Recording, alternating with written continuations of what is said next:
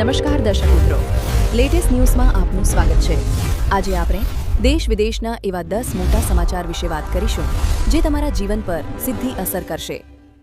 Supreme કોર્ટમાં પણ WFH લાગુ, અંબાલાલ પટેલની લેટેસ્ટ આગાહી, ગેસ ગળતરથી 3 શ્રમિકોના મોત, નીટ પેપર લીક, માસ્ટરમાઇન્ડની ધરપકડ, ચોમાસું 26 મેના રોજ કેરળ પહોંચશે। કામના સમાચાર, પોસ્ટ ઓફિસની આ બચત યોજના છે બેસ્ટ। આગામી 48 કલાક બાદ તાપમાન ઘટશે। પેટ્રોલ સંકટ, ભારત માટે ગુડ ન્યૂઝ, ચીન હોર્મુઝ ખોલવામાં મદદ કરવા તૈયાર, ટ્રમ્પ। આ બધું જ જાણીએ તે પહેલા અમારી યુટ્યુબ ચેનલને સબસ્ક્રાઇબ કરી લેજો અને બેલ આઇકન ઓન કરી દેજો। સુપ્રીમ કોર્ટમાં પણ WFH લાગુ, વડાપ્રધાન નરેન્દ્ર મોદીની અપીલ બાદ સુપ્રીમ કોર્ટે શુક્રવારે તેની કાર્યપદ્ધતિમાં મોટા ફેરફારો કરતો નવો પરિપત્ર જારી કર્યો છે। આ પરિપત્ર મુજબ સોમવાર, શુક્રવાર અને અન્ય પરચુરણ દિવસોમાં તેમજ આંશિક કાર્યકારી દિવસોમાં હવે તમામ સુનાવણીઓ માત્ર વિડિયો કોન્ફરન્સિંગ દ્વારા જ થશે। કોર્ટ વહીવટીતંત્રને વિડિયો લિંક સમયસર મોકલવા અને તકનીકી વ્યવસ્થા મજબૂત રાખવા સૂચના આપવામાં આવી છે। અંબાલાલ પટેલની લેટેસ્ટ આગાહી, હવામાન નિષ્ણાત અંબાલાલ પટેલે જણાવ્યું કે હવે ધીરે ધીરે ગરમી ઘટવાની શરૂઆત થશે।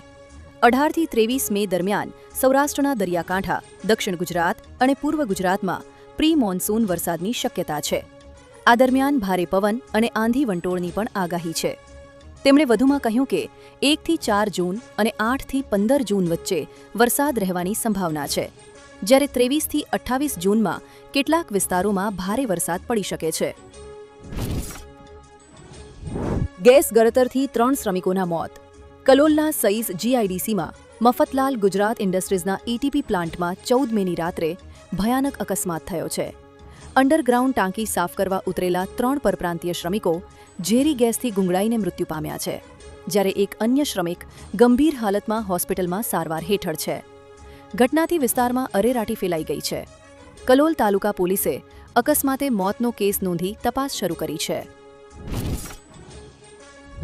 નીટ પેપર લીક, માસ્ટરમાઇન્ડની ધરપકડ, નીટ UG 2026 પેપર લીક કેસના સંદર્ભમાં CBIએ પુણેના રસાયણશાસ્ત્રના પ્રોફેસર PV કુલકર્ણીની ધરપકડ કરી છે।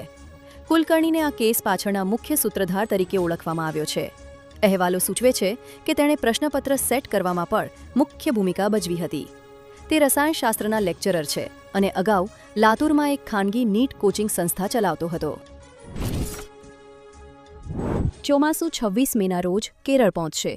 હવામાન વિભાગના જણાવ્યા અનુસાર ચોમાસું વર્ષે 26 મેના રોજ કેરળ પહોંચવાની સંભાવના છે। સામાન્ય રીતે ચોમાસું 1 જૂનની આસપાસ આવે છે। ગયા વર્ષે 2025 ચોમાસું 24 મેના રોજ આવ્યું હતું અને સમગ્ર દેશમાં સામાન્ય કરતાં 8% વધુ વરસાદ 937.2 મિલીમીટર નોંધાયો હતો। IMD અધ્યક્ષ મૃત્યુંજય મહાપાત્રાએ 2025ની ચોમાસું સિઝનને ખૂબ જ સફળ ગણાવી હતી। કામના સમાચાર, PM કિસાન યોજનાનો આગામી હપ્તો મેળવવા માટે 30 જૂન 2026 સુધીમાં બાયોમેટ્રિક ઓથેન્ટિકેશન દ્વારા વાર્ષિક eKYC ફરજિયાત છે। જે ખેડૂતો આ સમય મર્યાદામાં eKYC નહીં કરાવે તેમને 2026થી 27ના પ્રથમ હપ્તાની સહાય મળશે નહીં। eKYC કેવી રીતે કરાવશો? 1.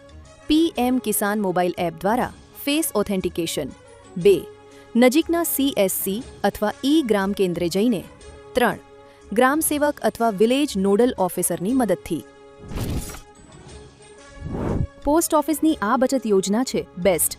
પોસ્ટ ઓફિસની RD સ્કીમ નાના રોકાણકારો માટે સુરક્ષિત બચતનો એક શ્રેષ્ઠ વિકલ્પ છે। આ યોજનામાં જો તમે દર મહિને 1000 રૂપિયાનું રોકાણ કરો છો તો 5 વર્ષમાં તમારી કુલ જમા રકમ 60,000 રૂપિયા થશે।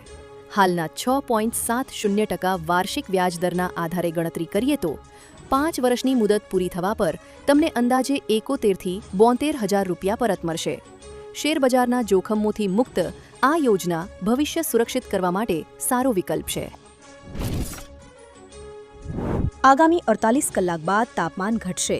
હવામાન વિભાગના વૈજ્ઞાનિક પ્રદીપ શર્માએ જણાવ્યું કે આજે સૌરાષ્ટ્રમાં હીટવેવની અસર જોવા મળશે। કચ્છ, ભાવનગર, ગીર સોમનાથ, દીવ અને દ્વારકા માટે યલો એલર્ટ જાહેર કરવામાં આવ્યું છે। અમદાવાદમાં આજે 42 ડિગ્રી તાપમાન રહેવાની આગાહી છે। આગામી 48 કલાકમાં તાપમાનમાં 2 થી 3 ડિગ્રીનો ઘટાડો થશે. ભાવનગર 45.2 ડિગ્રી સાથે રાજ્યનું સૌથી ગરમ શહેર બન્યું છે. અમદાવાદમાં 43.7 અને કંડલામાં 43.2 ડિગ્રી તાપમાન નોંધાયું છે. પેટ્રોલ સંકટ, ભારત માટે ગુડ ન્યૂઝ. પીએમ મોદીની ભારત મુલાકાત દરમિયાન ભારત અને યુએઈ વચ્ચે થયેલા વ્યૂહાત્મક પેટ્રોલિયમ અનામત કરાર રાષ્ટ્ર માટે એક સારા સમાચાર છે. આ કરાર પૂર્ણ થયા પછી ભારતની પેટ્રોલિયમ અનામત ક્ષમતા 5.33 MMTથી વધીને 11.83 MMT થશે. જો ખાનગી તેલ કંપનીઓ દ્વારા રાખવામાં આવેલા સ્ટોકને પણ ધ્યાનમાં લેવામાં આવે તો દેશ પાસે ભવિષ્યના સંકટનો સામનો કરવા માટે લગભગ 75 દિવસ માટે પૂરતો કટોકટી પેટ્રોલિયમ અનામત હશે. ચીન હોર્મુઝ ખોલવામાં મદદ કરવા તૈયાર, ટ્રમ્પ. અમેરિકી રાષ્ટ્રપતિ ડોનાલ્ડ ટ્રમ્પે દાવો કર્યો છે કે ચીન હોર્મુઝ સ્ટ્રેટ ખુલ્લું રાખવા મદદ કરવા તૈયાર છે. શી જિનપિંગ અમેરિકા ઈરાન વચ્ચે સમજૂતી કરાવવા ઈચ્છે છે કારણ કે ચીન મોટા પ્રમાણમાં ઈરાની તેલ ખરીદે છે. બીજી તરફ ઈરાને જહાજો માટે નવા કડક નિયમો જાહેર કરી દેખરેખ વધારી દીધી છે. ઈરાને બ્રિક્સ દેશોને અમેરિકા અને ઇઝરાયેલની નિંદા કરવા અપીલ કરી છે, જેનાથી વૈશ્વિક તણાવ વધુ ઘેરો બન્યો છે. આવી જ માહિતી મેળવવા માટે અમારી YouTube ચેનલને સબસ્ક્રાઇબ કરો અને વિડીયોને લાઇક કરો, જેથી તમને આવી માહિતી મળ્યા રાખે.